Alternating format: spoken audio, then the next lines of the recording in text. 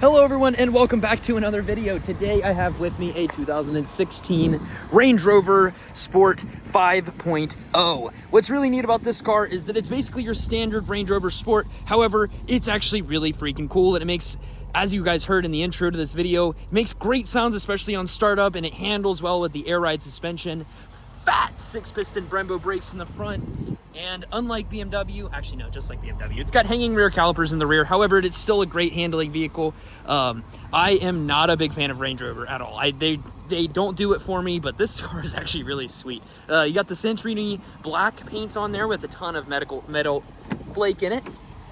I love Range Rover. They put a ridiculous amount of flake, and then you've also got these pimento seats in here with all of the goodies. You can adjust all the things on them, and then they're actually in really good shape for about 60,000 miles on this car. This is a 2016, so they made this body style up until I believe 2023. So a lot of this stuff is going to be shared with the 2023 or the 2022 models. However, some things may be different, so I would research whatever vehicle that you're particularly interested in independently. The leather quality has held up very, very well, especially in the rear of this car, which is awesome. I'm always curious about how vehicles hold up over time, and this one seems like it's been well maintained. They did debadge the rear of it, but you do have these cool all-weather mats with a little storage compartment underneath there for your spare tire. So you've got all that stuff there with a wonderful privacy shield that just clicks down and through.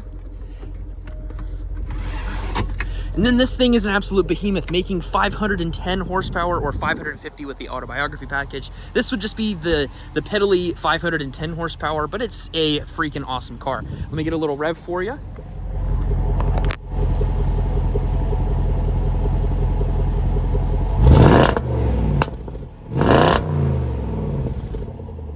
This thing has some beans on it, dude. Some freaking taco shells, man. Oh my goodness. It is an absolutely really fun car. And then as far as driving it goes, it doesn't really feel like an SUV. You can change, there's various different ride modes as well. This is on the high mode, so that's why the vehicle looked so tall when you were driving it. And you can actually drive it on the low mode where it's gonna handle a little bit better. If you wanna select different drive modes, that's gonna be your dynamic setting, which lets the car kind of adapt, kind of like adaptive suspension, so it can bolster inside of the corners and boost that suspension up. And obviously, you're going to want to have the vehicle on its lowest setting whenever you're going about trying to drive it quickly, because lower center of gravity and all that good stuff. One of my favorite things about Range Rover is their climate control. It's very intuitive. You've got these cool little buttons that can basically do anything. You can switch the climate control from recirculation to all that. Basically anything that you'd want to do is very easily accessible. The fans are just a bit aggressive whenever you're on the highest setting, but it's not very loud. Unlike some of the newer ones, this is a fixed screen, so you can't change between there, but you got your convenient button to activate your backup camera right there. And then you go through, you got all your regular climate control and all that kind of stuff. It tells you where you're located at, and then you've got a couple of different pages where you can go through different settings and auto parking aid, 4x4, cameras, eco date, and then you can even go into stealth mode. I don't really know what that does. You can adjust your home settings, basically like what you'd expect out of a 2016. It's good, but it's not great. But you know, I also really like their transmission shifter. It's got that like nice pronounced front grab there, parking buttons, easy to get to, and then you can push it over for sport mode. Very, very BMW-esque. We have almost the exact same shifter in this year of car. I'm going to take us out on a quick little test drive so I can talk a little bit more about the car and then give you my honest opinion on it. Oh, I did want to show you guys the underneath of the vehicle. It is in great shape. Held up very, very well over time, and nothing was noted whenever we took this car in through inspection as well, which is always a good thing too. And then as far as tires go, this has some nice Michelins on there, and they're in great shape. All right, seatbelt, because otherwise this thing is gonna beep like crazy. Put us back into our lower drive height.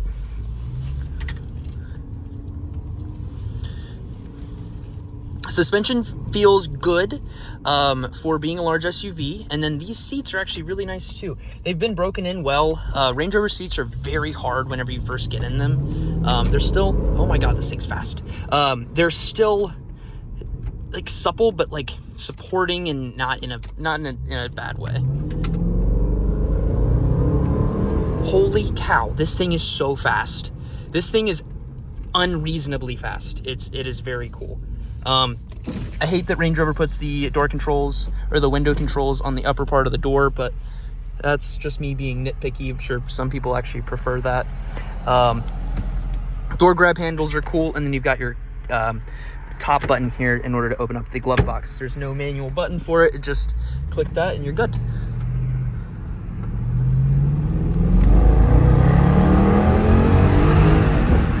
Wow, this thing is very cool.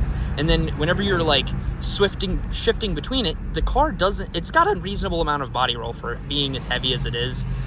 These are heavy vehicles that make great sounds, and they're owned by Jaguar, so you'd they kind of do everything that you expect. This one doesn't have the integrated defrost lines into the windshield, which I would personally prefer because the defrost lines are a little bit distracting just with how much extra texture they add to the car and that stuff. And then you've got about 67,000 miles in this car, so it's been very well maintained as far as time goes on as well. And then I believe that this is the Meridian sound system in here.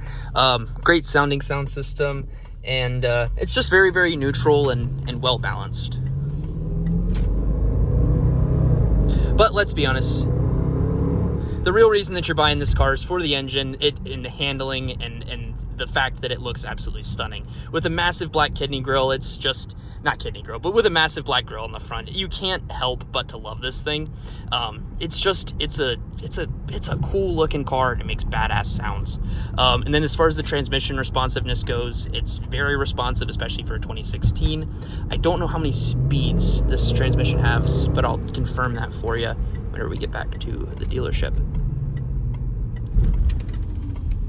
And then with all the different drive modes, this thing would be fantastic in the snow as well. And then with having, good tires and those other things, this would be a fantastic daily driver because it's not too expensive, and it's got a lot of potential to, maintain being a fun car and being very practical with the extra space in the back and that stuff. Where's my window sticker?